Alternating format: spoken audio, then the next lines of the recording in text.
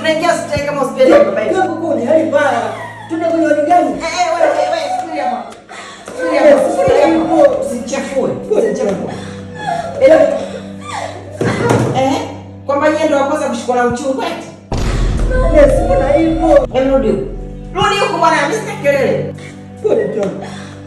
Twende pale. Kodi zimejaa huko na wengine wanataka kuzaa, sio kwamba yeye ndo na kizazi pekee. Mlaze mke wako hapo.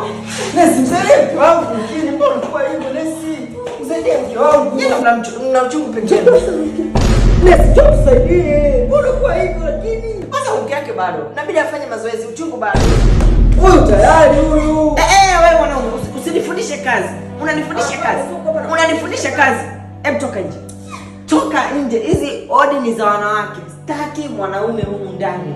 Atahudumiwa mke wako. Toka nje. Toka nje. Usinifundishe kazi. Usinifundishe. Naona unielewe.